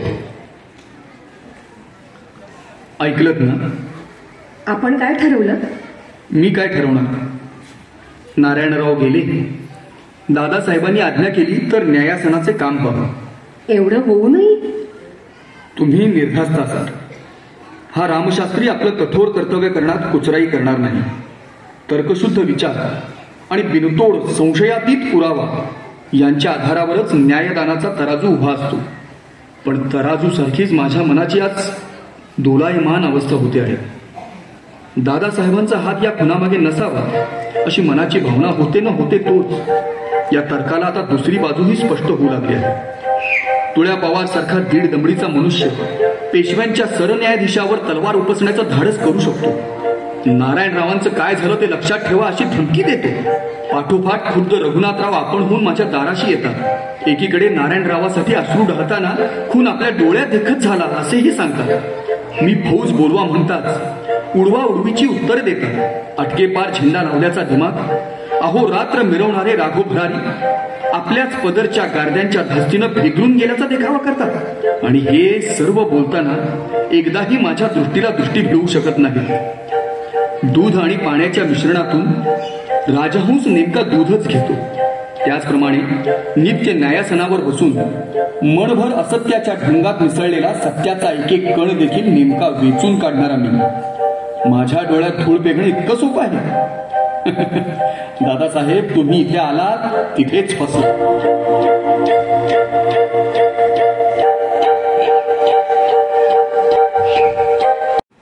त्यामुळे नानांचीही गाठ झाली नाही. आपण जाणार ना दरबाराला? जाणार तर आहेच, पण जाऊन करणार काय हा खरा सवाल आहे. बाईसाहेब आल्या ती. कोण? गंगाबाई साहेब. ऐकलत का? गंगाबाई साहेब आल्या आहेत. नारायणरावांच्या पत्नी सुतक असताना वाड्याबाहेर आपल्या घरी. शास्त्री बुवा प्रणाम. वहिनी साहेब आपण? आणि यावेळी? अहो, आज्ञा केली असती तर मीच आपल्या दर्शनाला. शास्त्री बुवा, आता दर्शन घेण्यासारखी आमची अवस्था राहिलेली नाही. वहिनी साहेब, स्वारी गेली आणि आम्ही निराश्रित झालो. दिवस आणि रात्रीचं भय राहिलंय कुणाला, जिथं भर दिवसा स्वारींवर वार केले गेले. शास्त्री बुवा, आता या पेशव्यांच्या विधवा पत्नीला तुमच्या खेरीस कसलाच आधार नाही. जिथे देवांचे हात दुबळे ठरले तेथे आमचे हात काय करणार? असली उदासवाणी बोलणी तुमच्या तोंडी शोभत नाही शास्त्री बुवा. त्या रावसाहेबांना आपणच स्वारींना सांभाळू म्हणून वचन दिलं होतं ना. सारं मला माहितीये. त्या दिवशी स्वारी पर्वतीहून आली. महाली येऊन कपडे बदलून स्वारी नुकतीच कुठे पलंगी पहुडली होती आणि त्याच वेळी वाड्यात एक कलका उडाला. स्वारी ताडदिशी उभी राहिली, ओरडले, आमची तलवार. आणि दारीचे पुरभैये आत आले. घाबरलेल्या अवस्थेत त्यांनी सांगितलं, सरकार, वाड्यात गारदी घुसले. पुरभैये आले तसे पळून गेले. बाहेरून उठलेली इच्छारामपंतांची किंकाळी वाड्याचे महाल भेदून गेली. श्रीमंत सावध, श्रीमंत स्वारी तशीच बाहेर पडली आणि काका मला वाचवा, काका मला वाचवा. काय झालं? मला मारू नका. कुठल्याही किल्ल्यावर ठेवा, कोठेही ठेवा, नाचणीची पानगरी घाला. मला टाकू नका काका. तुम्ही टाकलं तर कोण वाचवणार मला? नारायण, मी आहे ना, खबरदार कुणी पुढे पाऊल टाकाल तर. हे देवघर आहे. सोडा त्याला, आता तोच खाऊ नका. सरकार, सापाला दुखावलंय, त्याची गय करून चालणार नाही. काका मला वाचवा. अरे पुढ्या मागे हो म्हणतोय ना, आता गर्दन मारली जाईल. मी काय म्हणते, तलवार दान करा. तुम्ही नाही, असा विचार करू नका. तुळोजी, तुम्ही काय बघत राहिला? फत्ते करा. पकडा त्याला.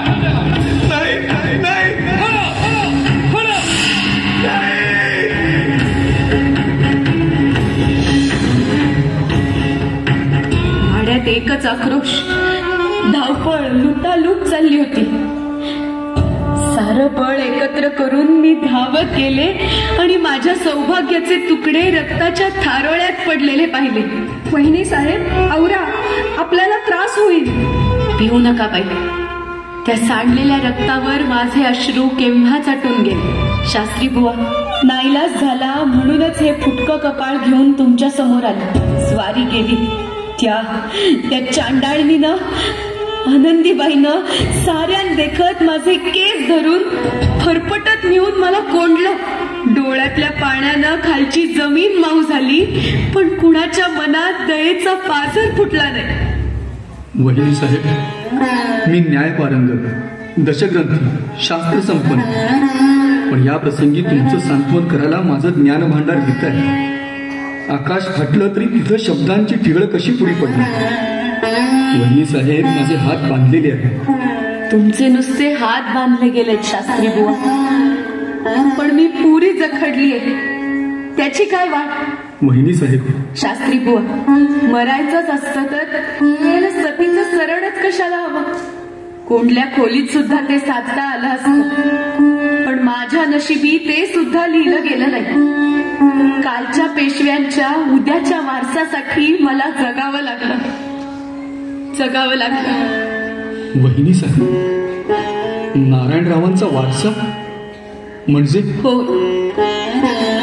माझ्यासाठी नव्हे, माझ्या उदरी वाढणाऱ्या मुलासाठी मी तुमच्या दारी आली. तो जन्माला येईल, मोठा होईल, तेव्हा त्याला कोणत्या तोंडानं सांगू की तुझ्या पित्यावर ज्यांनी घाव घातले त्यांना रामशास्त्र्यांनी सुद्धा अभय दिलं, त्यांना पेशवे बनवलं. बस करा वहिनी साहेब, या रामशास्त्र्यांच्या संयमाचा अंत पाहू नका. निदान दादासाहेबांचा हात या खुनामागे होता हे खात्रीपूर्वक माहीत असलेला जबाबदार माणूस तसं शपथेवर सांगायला पुढे यायला हवा. साक्ष पुरावाच नसेल तर मी तरी काय करणार? असलं आंधळं न्यायाचं असण्यापेक्षा नसलेलं बरं. अहो, असं कसं म्हणतात शास्त्री बुवा? पुरावा तेवढंच तुम्हाला निठावा आहे. बाईसाहेबांच्या कपाळीचं कुकू पुसलं तो पुरावा नाही. गुणी, या तुझ्यासारख्या सेवकांना बोलू नये. या गोष्टी तुम्हा दासींना कळणार नाही. खरं आहे, बोलून चालून बट्टिक मी, मला कसली किंमत? शास्त्री बुवा, पुरावाच हवा आहे ना? तो दिला तर पुरावा तू देणार? हो, घ्या. तो दादासाहेबांच्या स्वहस्ताक्षरातला हुकूम हा तुझ्याजवळ कसा आला? तेवढं विचारू नका. पुरावा मिळाला ना?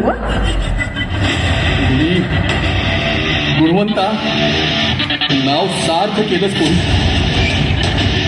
भाईसाहेब, आता तुम्ही निर्धास्त मनाने न्यायासनाला जखडलेला आणि भावनांना पारखा झालेला हा रामशास्त्री या पुराव्याच्या बळावर उद्या ताठ मानेनं दरबारी हजर होईल. पेशव्यांची सत्ता आणि मारेकऱ्यांच्या तलवारीही आता मला रोखू शकणार नाही.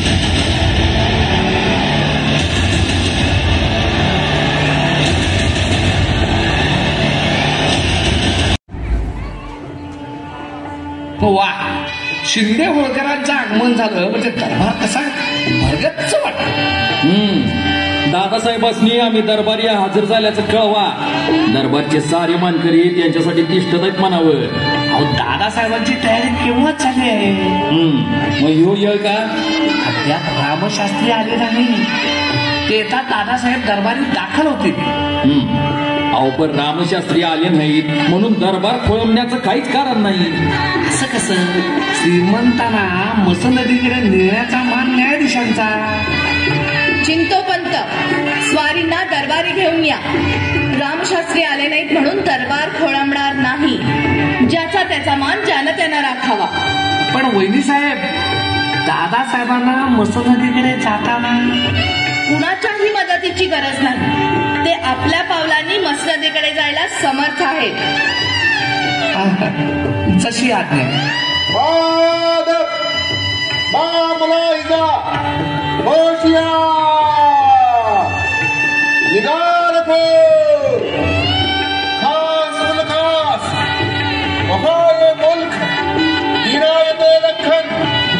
स्वारी राजमंडल पेशवा रघुनाथराव पंतप्रधान तशरीफ लाते श्रीमंत आले. अवघड दादासाहेब मसनदीवर बसण्याआधीच आलं. अहो, जेव्हा ते झालं तेव्हाच दादासाहेब पेशवे बनले. काय झालं? श्रीमंत. आपण दौलतीचे सर्वश्रेष्ठ सरदार. मसनद कधी मोकळी राहते का? जेव्हा छत्रपतींकडून वस्त्रे आली तेव्हा दादासाहेब पेशवे बनले. हा नुसता लाक्षणिक समारंभ हो. दादासाहेब थांबलात का? नाना, कसलं कठोर कर्तव्य आहे. माझा नारायण गेला आणि आम्ही जिवंत राहिलो हे पाहायला. दादासाहेबांनी शोकावला. कर्तव्याकडे लक्ष देऊन भावनेला आवरावं. आज सगळे मानकरी नव्या पेशव्यासनी निष्ठेचा मुजरा करायला उत्सुक झाले. रामशास्त्री वेळेस न आल्यानं श्रीमंतांना आपणच मसनदीकडे नेलं. त्यात आम्हाला आनंद आहे. चला हो दादासाहेब. थांबा. पेशवाईचा न्यायाधीश या नात्यानं दादासाहेबांना मसनदीकडे नेण्याचा मान माझा आहे. शास्त्री बुवा, तो आपला अधिकार आम्ही कधीच नाकारला नाही. पण किती वेळ वाट पाहावी यालाही मर्यादा. आपल्याला एवढा विलंब का? क्षमा असावी दादासाहेब, पण एका जीवाला आमची वाट पाहणं जमलं नाही. त्या गेल्या जीवासाठी. कोण गेले? असा कोण मातब्बर की ज्याच्यासाठी तुम्ही कर्तव्य विसरावं? तो जीव मातब्बर होता की नाही हे मला माहित नाही, पण त्या जीवाची प्रखर स्वामीनिष्ठा होती हे मात्र मी जाणतो. त्या गेल्या जीवाचं नाव आहे गुणवंत. आज सकाळीच तिचं प्रेत नदी काठावर मिळालं. प्रेत? होय, तिने आत्महत्या केली नव्हती. तिच्या काळजावर एक आरपार खंजीर खुपसला होता. खंजीर? हो. साऱ्याच हत्या तलवारीनं होत नसतात. त्या गेल्या जीवासाठी मला थांबावं लागलं. बोलून चालून बटीक. दादासाहेब, क्षुद्र वाटणारी ठिणगी सुद्धा प्रसंगी उभं रान पेटवू शकते.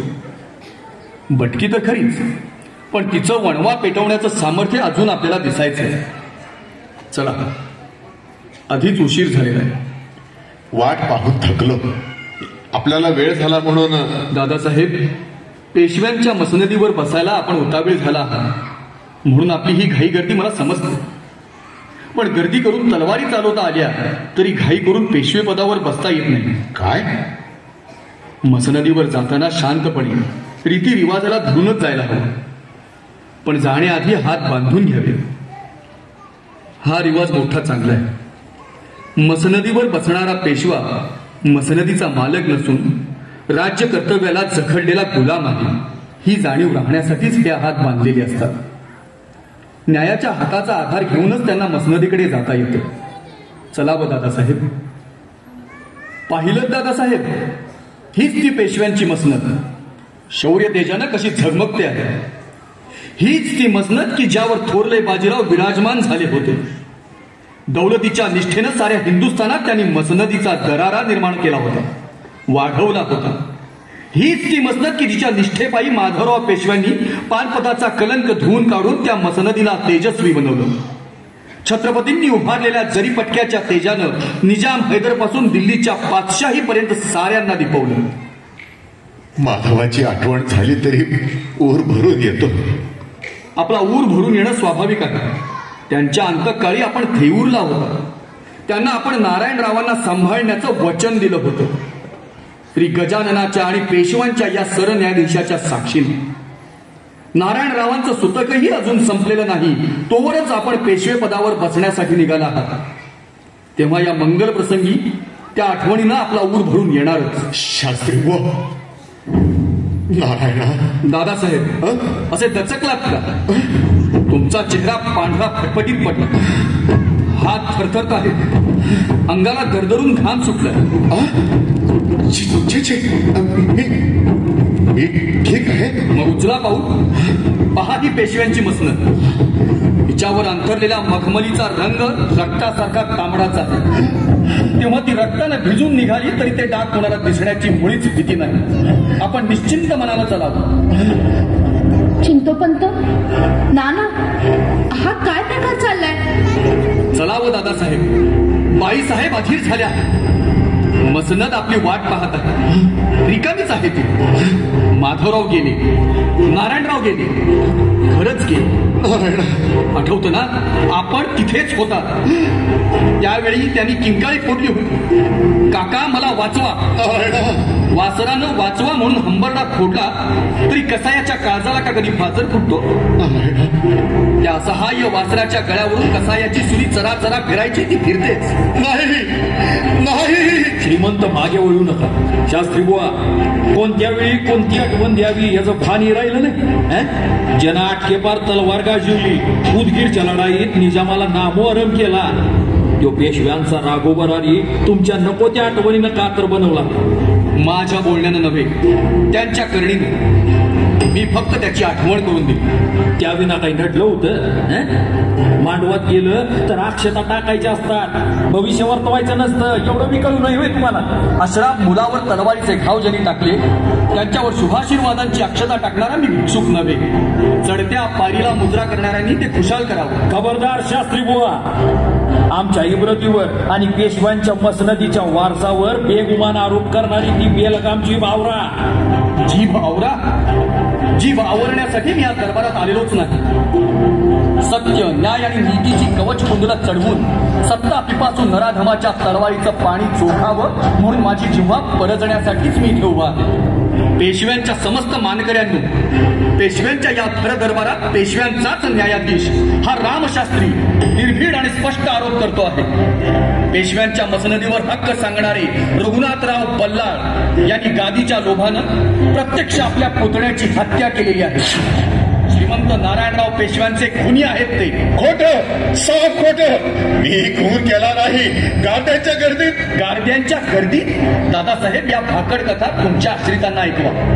त्यांना पटतीलही कदाचित. गार्द्यांच्या गर्दीत जर नारायणराव मस्तकांवर हे शिरपेच कसे ज्यांची पुण्याच्या रस्त्यातून भिंड निघायची ते मानाचे मानकरी म्हणून आज दरबारात कसे? मला माझ्या प्रश्नांचं उत्तर हवंय रघुनाथराव बल्लाळ.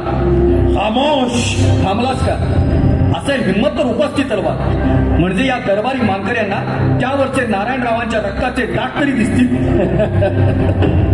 उठलेली वदंत आणि कल्पनेतली आख्यायिका निदान न्यायाधीश म्हणून घेणाऱ्यानंतर बोलू नये. पेशव्यांच्या दौलतीचा हा न्यायाधीश पुरावा असल्याखेरीज बोलत नसतो. सुमेर सिंग, पाहता काय या दगलबाजाच्या मुसक्या आवळा? खबरदार कोण पुढे येईल. न्यायाची लाज आणि मसनदीचं इमान राखण्यासाठी शिंदे होळकर न्यायशास्त्र्यांचं रक्षण करतील. तुमची तुमची न्यायनिष्ठा पाहून आनंद वाटला.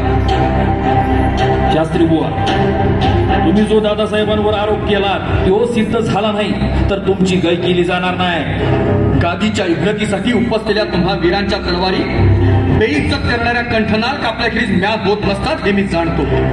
शास्त्री बुवा, कसला प्रकार हा? बाईसाहेब, पडद्याबाहेर येऊन तुम्हीच मर्यादा ओलांडली. संसारातील सोबत तेलवातीसारखी असावी. ज्योत तेवत ठेवण्यासाठी वात भिजत ठेवा, एवढंच तेलाचं कर्म. पण मोहानं एक थेंब जरी त्या ज्योतीवर पडला तरी ती ज्योत विझून जाते.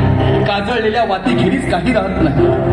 तुमच्या कर्मानं दादासाहेबांच्या नशिबीत तेवढंच उरलं. बोलून चालून पाणक्या पायांवर पाण्याची धार ओतायची सोडून पेशवांच्या भिकबाळीकडे कशाला पाहावं? बाईसाहेब, ज्याला दौलतीच्या पायांवर निष्ठेची धार अखंड ठेवता येते त्यांनाच सन्मानांच्या भिकबाळीकडे पाहण्याचा अधिकार असतो. अद्याप तुम्हाला आमच्या अधिकाराची ओळख झालेली दिसत नाही. सुमेर सिंग, याची माजोरी जबान बंद करा. खबरदार सुमेर सिंग. दादासाहेब, या तुमच्या पुत्र्यासने आवरा, नाहीतर या दरबारात रक्तपात झाल्याशिवाय राहणार नाही. सुमेर सिंग, मागे सरा म्हणतो ना मागे. दादासाहेब, नारायणरावांच्या वेळी गारद्यांना असंच आपण अडवलं असतं तर? काय पोरखेळ चाललाय हा? स्वारींच्या नावानं छत्रपतींच्याकडून वस्त्र आलेली आहे. स्वारींनी या क्षणाला जाऊन मसनदीवर बसावं. कसे बसतील? बाईसाहेब, पेशव्यांची मसनद म्हणजे भोगशय्या नव्हे, ती न्याय, नीती, धर्म याचं प्रखर प्रतिष्ठान आहे. गोहत्या, स्त्री हत्या आणि ब्रह्महत्या करणाऱ्या पातक्यांना त्यावर बसता येणार नाही. नाही शास्त्री बुवा, माझा अपराध नाही. सुमेर सिंगान आणि खडक सिंगाने हे कृत्य केले. शिक्षेला ते पात्र आहेत, आम्ही नाही. मला सांगता हे दादासाहेब, ज्यांना साधी मुळाक्षरांची ओळख नाही ते आकाशाचे नक्षत्र टिपतील कसे? पेशव्यांवर वार करण्याची हिंमत त्यांची खासच नाही. नाही, हे कर्म त्या गारद्यानेच केलं. ते दोषी आहेत, हवं तर त्यांना शिक्षा करा. दादासाहेब, ते हस्तकांना शिक्षा करून त्यामागच्या मस्तकाला विसरणे हे न्यायात बसत नाही. या पातकीचे धनी तुम्हीच आहात, फक्त तुम्ही. फार ऐकलं तुमचं शास्त्री बुवा. पुरावा त्याच. पुरावा हवा ना? हा घ्या पुरावा.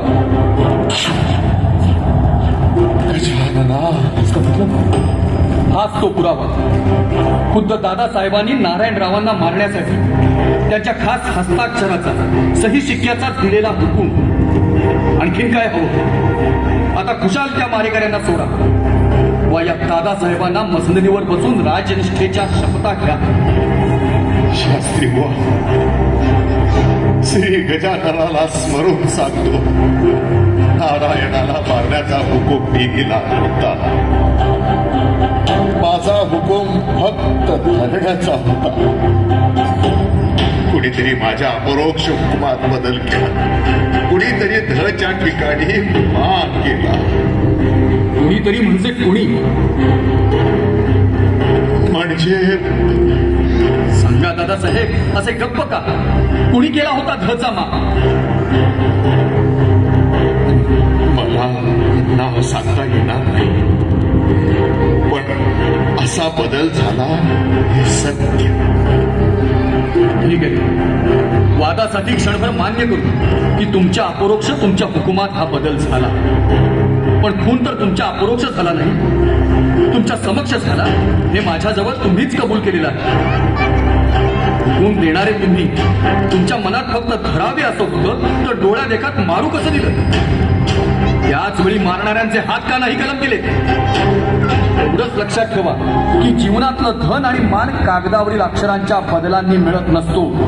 शास्त्रीजी, झाला प्रकार योग्य झाला नाही हे खरं, पण पुढच्या संकटाकडे पाहायला हवं. सत्य परिस्थितीकडे डोळे झाक करून दौलतीचं नुकसान होईल. कसलं नुकसान? नारायणराव गेले, दादासाहेबांच्या खेरीज पेशव्यांच्या गादीला वारस कोण? आणि म्हणून दादासाहेब पेशवे? असंभव. ही छत्रपतींच्या पंतप्रधानाची गादी आहे. यावर फक्त वीर पराक्रमीच बसतात. मारेकऱ्यांना खुन्यांना तेथे जागा नाही. पण पेशव्यांच्या गादीला वारस, याची चिंता तुम्ही करू नका. माणसाला 2-2 डोळे असले तरी परमेश्वराला सहस्र नेत्र असतात. पेशव्यांचा वारस तो आज या क्षणी गंगाबाई साहेबांच्या उदरी वाढत आहे. म्हणजे बाजारात तुरी आणि भट भटणीला मारी असा प्रकार झाला. शास्त्री बुवा, गंगाबाई साहेबांच्या उदरी नारायणराव साहेबांचा वंश वाढत असेलही, पण तो पुत्रच होईल याची शाश्वती कोण देणार? आणि समजा पुत्र झालाच तरी तो मोठा केव्हा होणार, पेशवे पदावर बसणार केव्हा? तोपर्यंत ही मसरत काय रिकामी ठेवायची? नारायणाला पुत्र झाला तर तोच पेशवा होईल, पण तोपर्यंत मसरत रिकामी ठेवता येणार नाही. हो, दौलतीच्या दृष्टीनं सुद्धा हे हिताचं नाही. शास्त्री बुवा, ठरल्या प्रकाराबद्दल आम्हाला खंत आहे. तुम्ही आमचे न्यायाधीश, तुम्ही फक्त न्याय जाणा. पण राजकारणात नेहमीच न्यायाचा काटा वापरून चालत नाही. शास्त्री बुवा, या प्याच प्रसंगातून पेशवे घराण्याची आणि दौलतीची व्रत राहील असा काही मार्ग एकच. शास्त्री बुवा, सर्व जबाबदारी मला स्वीकारली पाहिजे. प्रायश्चित्तानं या पापाचं परिमार्जन होणार असेल तर ते आम्ही आनंदाने घेऊ. तुमच्या शास्त्रात अशा कृत्याला काही प्रायश्चित्य असलं आहे तर प्रायश्चित्त आहेच. सांगा शास्त्री बुवा, म्हणाल ती तीर्थयात्रा आहे करू? यात्रा करावीच लागेल. कोणती?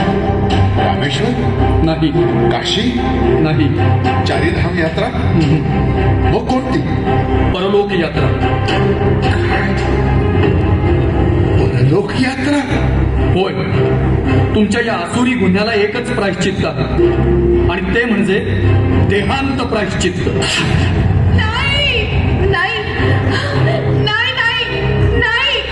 शास्त्री बुवा, नीट विचार करून सांगा. दुसरं काहीतरी प्रायश्चित्त असलंच पाहिजे. हो, दादासाहेब पेशवे आहेत. चिंतोपंत, पेशव्यांची सोय गैरसोय पाहण्यासाठी शास्त्र लिहिली गेली नाही. शास्त्री बुवा, कसलं घोर प्रायश्चित सांगितलं, हे स्वीकारणं कसं शक्य आहे? मी फक्त धर्मानं न्यायानं दिलेलं प्रायश्चित्त सांगितलं. ते स्वीकारणं वा अवहेरणं हे तुमच्या हातात. मी माझं कर्तव्य केलं. आज श्रीमंत माधवरावांना दिलेल्या वचनाची पूर्तता झाली आणि त्याचबरोबर या पेशव्यांच्या मसनदीला अभिवादन करून तिच्या निष्ठेपायी मी प्रतिज्ञा करीत आहे. जोवर पेशव्यांच्या मसनदीवर हा पेशव्यांचा खुनी बसला आहे तोवर या राज्यात परत पाऊलही टाकणार नाही. येतो आम्ही. शास्त्री बुवा, धन्य तुम्ही. असं निर्धारानं बजावणारा एक तरी निस्पृह कर्मयोगी निघाला. गादीला मुजरा करण्यासाठी म्यानाबाहेर पडलेल्या तलवारी आज मानाचा पहिला मुजरा तुम्हासनीच करतील.